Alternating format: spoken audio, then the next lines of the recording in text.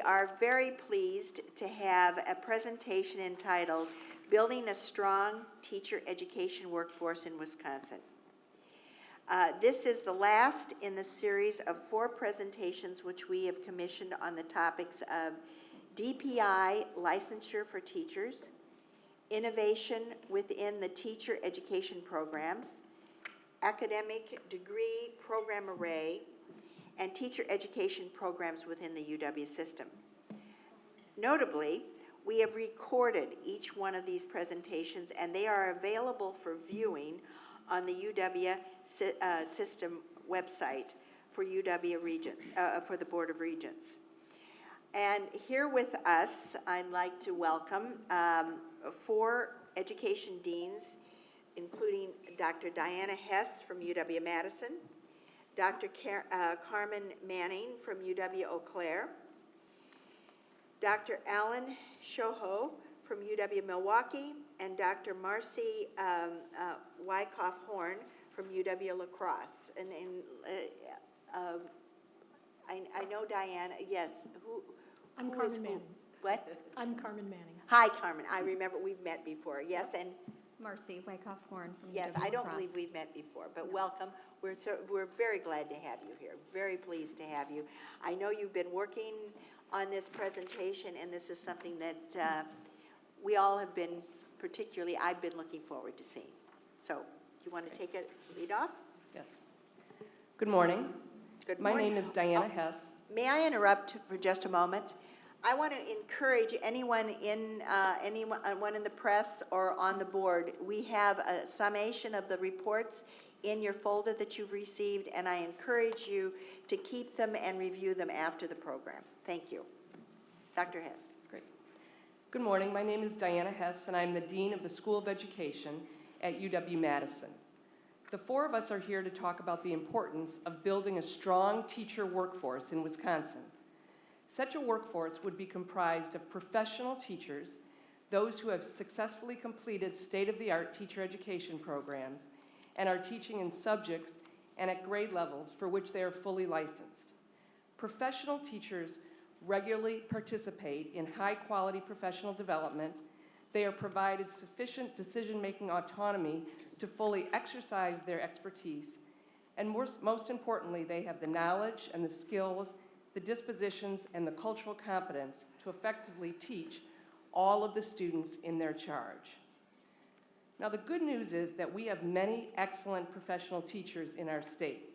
We know this because other states are constantly trying to lure them away, which not incidentally is why we should all be concerned about the relatively low salaries that many teachers in our state receive. A professional teacher deserves to be paid a professional salary, one that is not dramatically lower than the salary of any professional in a field requiring similar years of training and preparation. To create a stronger teacher workforce, we need to explicitly and immediately address 3 important problems. First, There we go. First, our teacher education workforce is not as diverse as it needs to be. While 30% of our state's students are students of color, over 95% of our teachers are white. And sadly, the number of teachers of color has decreased over the last several years. Now, given that our state currently has the worst achievement gaps between white students and students of color in the nation, we should be particularly focused on attracting and retaining more teachers of color as one research-based approach to narrowing the gap. Second, the number of teachers in our state who are on emergency licenses, these are now called license with stipulation, has increased dramatically. Students in poorly funded schools and students who live in poverty are more likely to be taught by teachers without the proper and necessary licenses. Some of the teachers on emergency licenses have completed teacher education programs, but are assigned to teach students in subjects for which they have not been professionally prepared. Still, many other emergency licensed teachers have not had any teacher education. I think this is shocking, especially since some of our most vulnerable students, those with disabilities, are most likely to be taught by people who have not been professionally prepared. It would be unimaginable to hire somebody with no professional training to work as a nurse, a doctor, or a lawyer. The consequences would be disastrous. We should not allow it with teachers either. Third, fewer people are entering teacher education programs than in the past, and teachers are increasingly more likely to move from school to school and to exit the profession early. This creates churn in schools, which is both disruptive and expensive.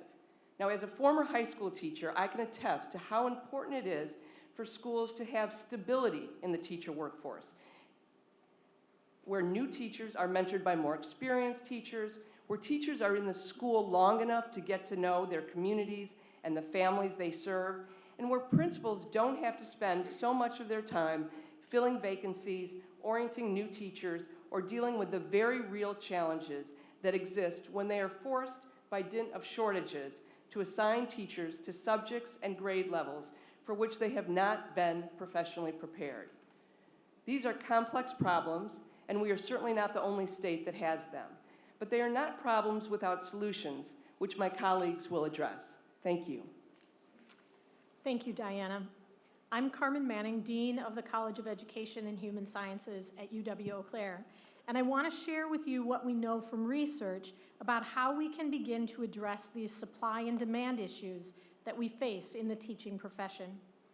As Peter Goff points out in his study of the Wisconsin teacher workforce, issues in Wisconsin fall more on the demand side than on the supply side. His study shows that there is a net excess of applicants for nearly all positions. In most licensure areas, the data indicate that there is a sufficient supply of teachers in Wisconsin. However, the supply does not match the demand in terms of geography and sometimes in perceptions of quality. Especially urban and rural districts face significant shortages in areas such as special education, bilingual education, and science education. Given this mismatch of supply and demand happening in Wisconsin, the question is, what does research tell us causes these workforce issues? According to research by Linda Darling-Hammond and her colleagues at the Learning Policy Institute, teachers in districts with the strongest salary scales, those who are better prepared, and those who feel the most supported by their school leaders are the least likely to leave their school or to leave teaching altogether. So teachers who entered the profession through alternative certification pathways, those that have had less coursework and less student teaching on average than teachers who are prepared through traditional programs, those folks are 25% more likely to leave their schools and the profession. And teachers also report a lack of administrative support as having the strongest relationship to teacher turnover. These attrition and turnover rates are further complicated by issues related to specific high-need licensure areas, such as special ed. They are further complicated in low-income schools and schools with large concentrations of students of color, and by the turnover rate, which is higher for teachers of color. So based on this information, what targeted solutions should we pursue in Wisconsin? First, we need to support high-quality teacher preparation programs to target recruitment and preparation of teachers in low-supply areas, minority teachers, and teachers in certain geographic areas. Research shows that lasting solutions to these issues must come predominantly from strong traditional teacher preparation programs. As Alan will discuss in a moment, we need to promote the value of the teaching profession to recruit students. And teacher preparation programs need funding and support to establish high retention teacher residency pathways and grow your own programs that target high need license areas and specific geographic areas. We also need to collaborate on statewide supports and university partnerships to help districts with hiring, mentoring, and retaining high-quality teachers, along with that leadership support, especially in those high-need area schools. And truly, to get more high-quality, well-trained teachers, we need to address compensation issues. According to the National Education Association, the average starting salary for teachers in Wisconsin in 2016-17 was $36,983. $36,983. That's almost $2,000 lower than the national average. And in addition, there is significant variation in starting salaries from district to district across Wisconsin, ranging from around $25,000 a year to slightly over $40,000 a year as a starting salary. So that's the range? I didn't. The range, $25,000 to $40,000, generally. We need to support stakeholders and decision makers in providing competitive compensation packages that are equitable across districts in order to reduce disparities in some of these high-need geographic areas.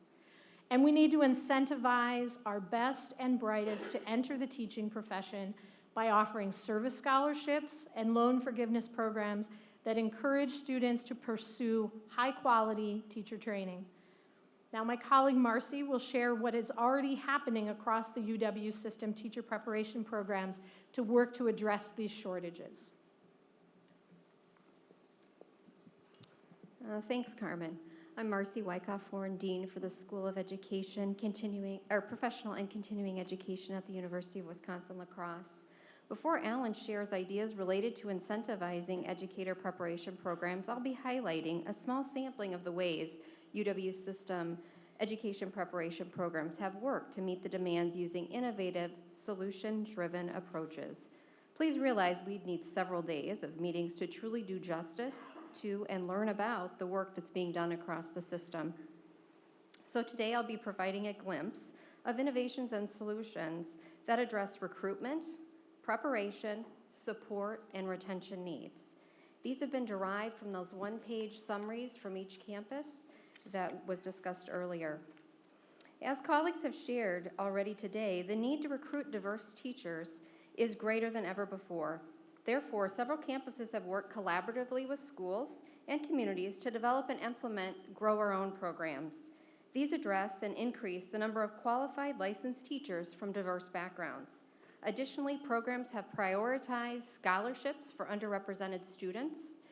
Furthermore, various high school pipeline and bridge programs are in place to provide flexibility for those interested in education certification. Finally, with respect to recruitment efforts, dual credit is another strategy higher education institutions are offering to provide flexibility and reduce time to degree for future teachers. Next, let me shift to sharing how we are preparing educators to build and meet the needs of a strong teacher workforce. One way is through dual certification programs, which allow future teachers to be prepared in a general license while also picking up a special education, a bilingual, English as a second language, or another high needs area. As graduates enter their first teaching job, they're expected to meet the needs of all learners in their classroom, and so including opportunities for them to engage in urban and global experiences is important, and several campuses are doing that without extending time to degree. With these experiences, we have graduates entering P12 classrooms who have hands-on experience with new perspectives from local, regional, and global lens on teaching and learning. This brings cultural competence to a new level. Finally, with regard to preparation, numerous programs have been developed to respond to high-needs pupil service licensure categories, such as principalship, speech pathology, reading teacher, and specialist, to name a few. Now let me share some examples of ways the UW system preparation programs help to retain educators. Before I get into these areas, please understand we see our job as twofold related to this. First, I'll talk about the obligation to retain students in our current programs. UW system preparation programs are providing extra support for the mandatory testing requirements, offering residency and other intense hands-on field experiences, as well as living and learning communities. The second group we feel obligated to support are those in the PK-12 world that are our partners. For example, induction programs that are supporting first through third year teachers and principals have begun, as well as many professional development opportunities that focus on math, science, equity, justice, and cultural competence. In addition to professional development, UW system teacher preparation programs have also created various certification programs that can be earned through various pathways. These are for high needs areas, as I mentioned before, special education, English as a second language, secondary math and science. From the information and examples that I've shared, you can see that the UW System Educator Preparation Programs are committed to finding solutions to building a strong teacher workforce. Now I turn it over to Alan to share ideas around incentivizing and promoting the profession. Good morning, Madam Chair, Regents. My name is Alan Shoho, and I'm the Dean of the School of Education at the University of Wisconsin-Milwaukee. Thus far, you have heard from Dean Hess and how she articulately framed the challenge that we face. You heard from Dean Manning about some of the causes of this challenge, and you just heard from Dean Wycoff-Horn about some of the things that we're trying to do to address this challenge. My job here is to share with you 5 recommendations that we have come up with and to hopefully get your support in these recommendations. The first recommendation I want to share with you is what the University of Hawaii system is doing. There's a hyperlink in your packet, and if you were to click on that hyperlink, you would go to a website, and you would see the Hawaii system has created a promotion that promotes the teaching profession, and they've branded it as Be a Hero, Be a Teacher. In addition to this, if you went on that website, you would see that they've created 2 videos. One is a 30-second video, and one is about a 2.5-minute video. The 30-second video has been used by the system and has been resourced by the system to be publicly aired for over the past year. So it's been publicly aired across the state of Hawaii there. This is just one example of what a system can do to help promote the profession that we have. And as a side, if you need to have a field trip to Hawaii, I think I can arrange it in January. The second recommendation is to advocate for legislative changes to level the playing field. Right now, there are separate requirements for all higher education institutions and different and arguably less rigorous requirements for another entity. We all know the rationale for this was to create a fast track for people with degrees other than education. And while this may have been well-intentioned, unfortunately, this is going to have produce an unintended consequence that Dean Manning referenced earlier with higher attrition rates and lower quality control. The third recommendation is supportive of what the Provost's group recommended to you in June, to conduct a program array analysis involving demographic workforce supply and demand by geographic region, because we know that most of our students tend to stay within a region. For example, students who go to my school at UWM will not go to Superior. They will not go there. And similarly, I believe in Eau Claire and La Crosse, they'll probably tend to stay in that region. So there's this value of having understanding that our programs tend to be fairly regionalized, and the students tend to stay in those regions for the most part there. The fourth recommendation is to continue encouraging our institutions to collaborate on programs rather than creating standalone programs that saturate an already limited market field there. And then the fifth and final recommendation is to charge a task force encompassing key stakeholders to address 2 primary questions.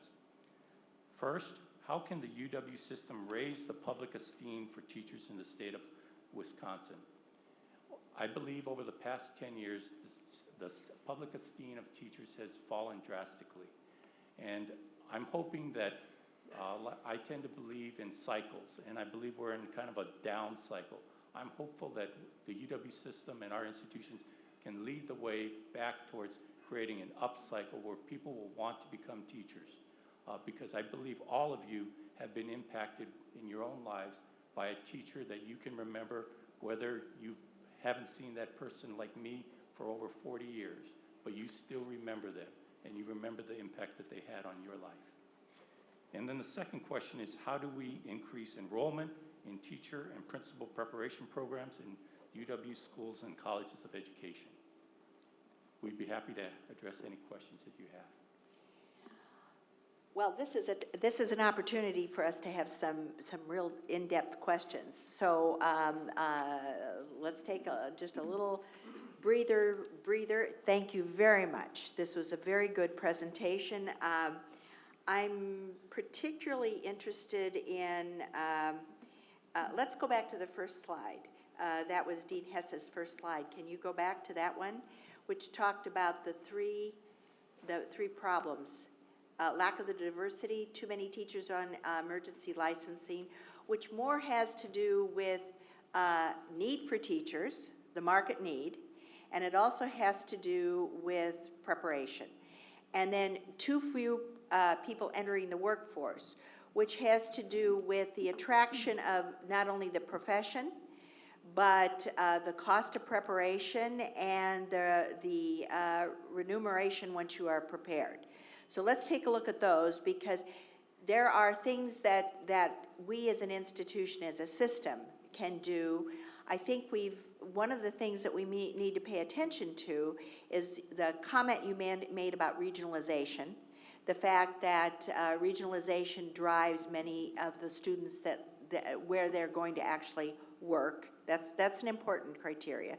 And the second criteria is how we can attract them to both urban areas and also to the rural areas, which is a critically important point that we need to address as a state. Okay, now I would like to open it for questions. Yes, Regent Ring? Thank you, and thank you guys for coming and speaking with us. I think it was my first or second education meeting when we talked about this teacher shortage issue, and I remember reaching out to Dean Manning and asking for advice and what can I do to help, and I just appreciate you all so very much. One question I have that I wrote down is there any continuing education credits or anything that's being offered for teachers who, I guess, want to excel professionally, want to continue their education in teacher preparation? Is there anything like that out in Wisconsin? There are a variety of programs that offer that, probably on every campus. Yeah, and if you want specific examples, I'd encourage you to go back to the one-page summaries, and some will be listed there, but not all, because we were limited to the one page. But yes, many programs are available, depending on what someone's interest level is. Depending on the level of specific and the specific license that they're looking for, there may be less opportunities. So speech and language pathology, there are fewer programs for that. But for the high needs areas that are in larger demand, there are many programs. And there are really two types of that kind of continuing education. For some teachers, it's to add another licensure area, and we encourage our PK-12 teachers to do that, right? Hey, how about add, because that'd really help your school, that'd really help the region with this additional license and that learning to be able to serve students. There are also graduate and professional development programs that may not necessarily lead to another license, but they are about professional development and lifelong learning to continue to serve students and your districts well. Is there any incentive for teachers to take those additional courses? For example, like a pay raise or? Right. So some school districts have salary schedules that provide pay bumps if you get more education. Okay. And those were more common in the past than they are now, but they still exist in many school district salary schedules. I think there are a lot of incentives that our campuses are trying to provide to make sure that teachers who are coming from districts that don't have a lot of resources can still get into our program. So here would be an example that we just finished last week. We have a program called Literacy by the Lakes, where groups of teachers and administrators from school districts all over Wisconsin come and spend 2 days doing intense professional development. And then throughout the school year, our faculty and graduate students go to their schools, helping them work on the things that they want to work on. And in order to make sure that we could have all districts participate in that, we've worked very, very hard to try to secure private funding. What we know is that teachers who engage in high-quality professional development are more likely to be better teachers, and they're more likely to stay in teaching. That is, Regent Tyler. I'll get back to that question later. So, thank you for your work. Everything that you discussed makes a huge amount of sense to me. There's one area that I really struggle with, and that's the link between diversity and working regionally or growing your own. So in the neighborhood that I live, and I would say this is probably true for most of rural Wisconsin, we struggle with the diverse population, let alone workforce. Our workforce looks like our population, which in the area that I'm in is about 2% people of color. It is very difficult to bring a diverse teaching staff into an area like that, especially if we're growing our own, because we just don't have access to that diverse population. So my question is, and I know I think I know the answer to this, which is, and it's really hard, but how do we help rural areas be culturally competent and encourage diverse populations to move into those areas that aren't diverse? So what we know about high-quality teacher preparation programs is that they have embedded in those programs developmental work with cultural competence. And most of our programs across the state, and I come from Eau Claire, and so we share some of the issues. We're not the most diverse part of the state, right? And so, and we are a predominantly white institution, and many of our students in our program are white students. But we create opportunities within our program for our students to go to urban areas and to have experiences in school districts and opportunities in schools that have student populations that are more diverse than they may have experienced on their own, so that they can have those kinds of experiences. So we continue to train all of our students in our teacher preparation programs to have more cultural competence developmentally through their programs, so that they can go into whatever communities and whatever students are a part of that community and be prepared to be a quality teacher in that classroom. Others? We've looked a lot at data about incentives and how we incentivize more people to come into teaching writ large, but in particular, how do we incentivize people of color to come into teaching? And one of the things we've, as a group, really focused on is recent research about loan forgiveness programs. Yeah. Loan forgiveness programs uniquely benefit people of color, in part because people of color tend to graduate from college with more student debt. And so if a loan forgiveness program can incentivize people to both stay in the state and stay in teaching long enough to get over kind of the hump of how hard the first couple years are, then we think, and we have pretty good data to back this up, that would go a long way to creating a more diverse teacher workforce. But to be kind of brutally frank, I think it's most important for us to get teachers of color into schools with a lot of students of color. So while we would love to have a diverse teacher workforce across the whole state, I think job one needs to be focused on those schools that have a lot of students of color, and how do we make sure we have teachers of color in those schools. And that is a key element to closing some of the achievement gaps that we see across the country, and especially in the state of Wisconsin. So there's very strong research that shows that students of color perform better when they have a teacher of color, and that has a lasting effect. It may not be every year I have a teacher of color as a student of color, but if I have teachers of color in my experience, there's a lasting, ongoing effect of better performance for that student in that school.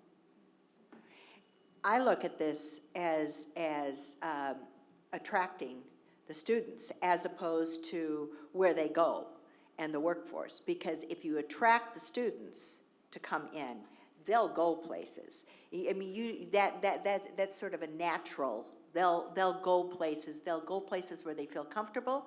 They'll go places where they're familiar. But the basis is that we need to attract them into the teaching profession, and we need to do it for two reasons. You talk about diversity. Oh yeah, okay, diversity.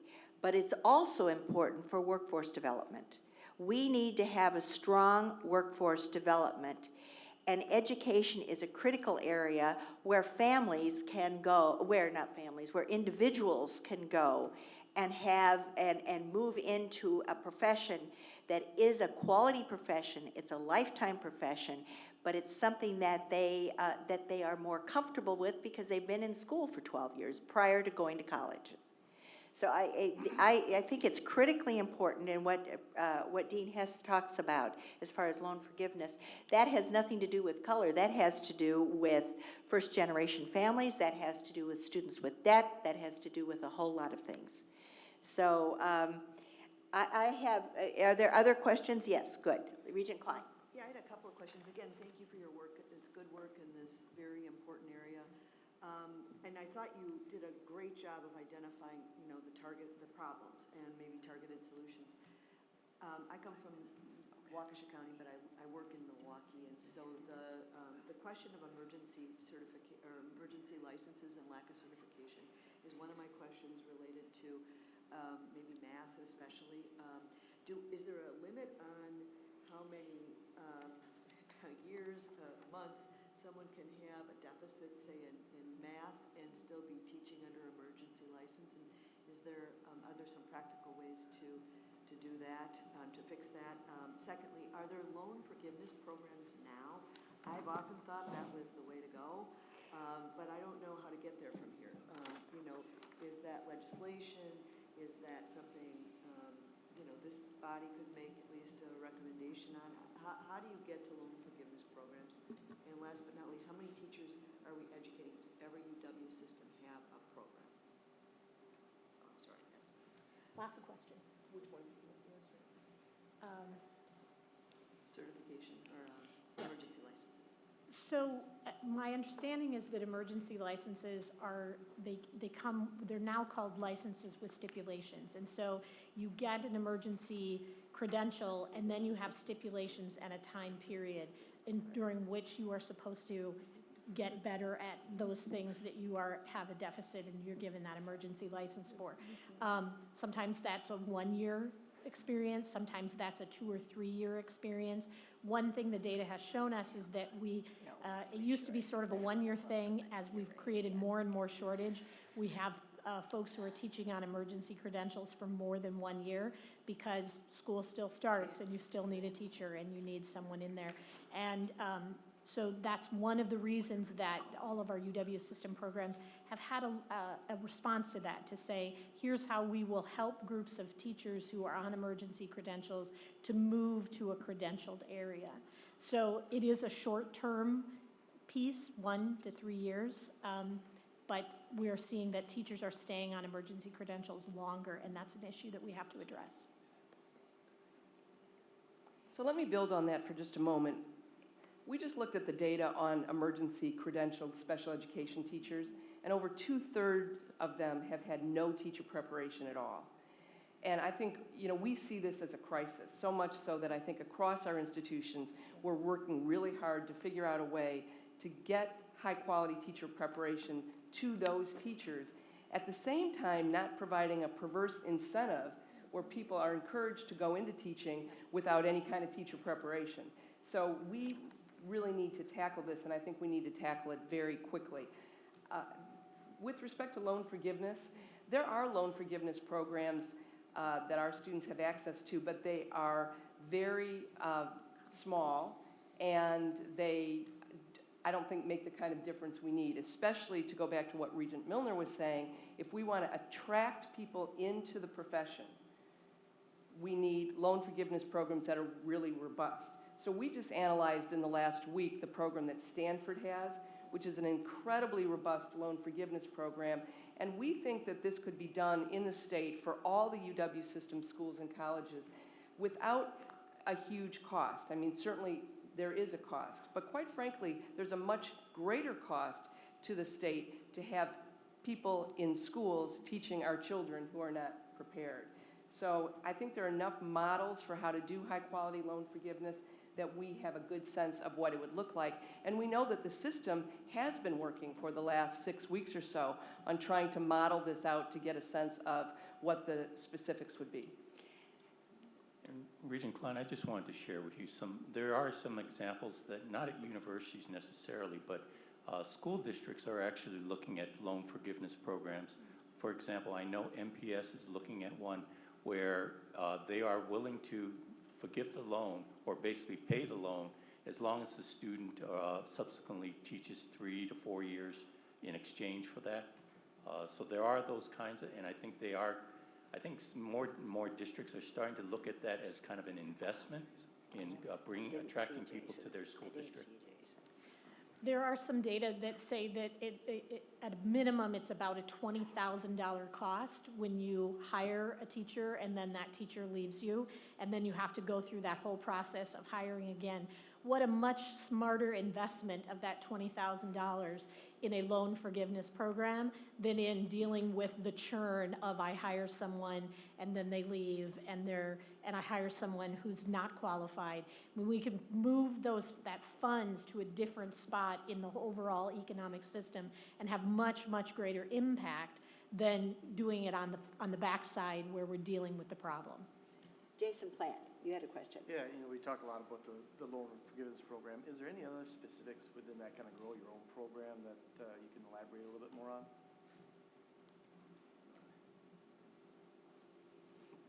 So one of the advantages of a grow your own program is that we know that people tend to stay close to where they were prepared. And so if we have grow your own programs, they will deal with the immediate shortages we have in the area. So for example, we have 2 grow your own programs with Madison Metropolitan School District, and we know that those grow your own programs will create teachers who are going to go back to Madison, especially in the shortage areas that they're currently dealing with. So I think the strength of having a grow your own program is not only that you can attract people into teaching who might not otherwise have gone into teaching through incentives, but you can also make sure that the efforts that you're putting into preparing those teachers pay off for your community. And that causes, I think, the community, especially local private funders, to be more supportive. Just also to share with you, Regent, we are in the process of having many discussions. We're getting approached by school districts to develop Grow Your Own. Many of them, the one that in particular that I'm real familiar right now is we're working with MPS to develop one where it just launched literally last week, where we're starting with juniors in high school and getting them interested in the teaching field. Next year, when they become seniors, we are going to offer one of our Introduction to Teaching courses.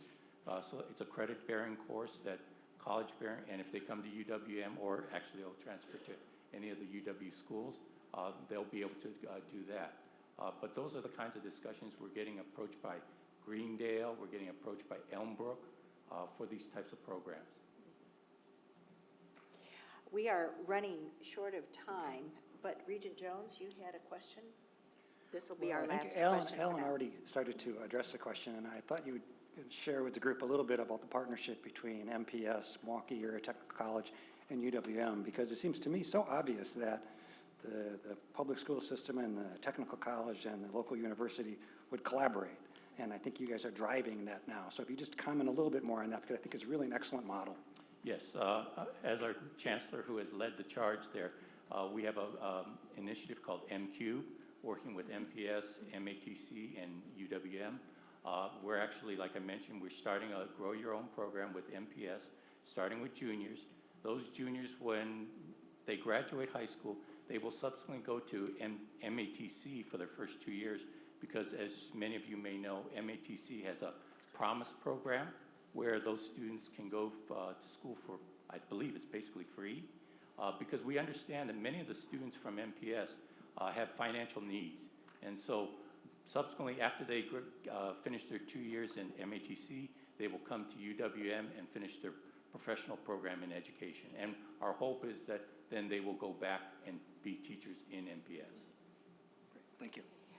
This is a topic this is the last of our panels right now.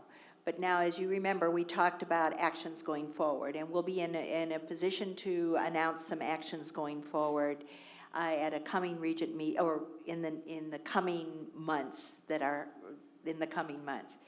I want to thank you very much I want to thank everyone, the provosts that presented to us at our last meeting. I want to thank you very much for the work that you've done for this, and we look forward to some successful outcomes from this. So again, thank you for coming. Thank you for the opportunity. Now,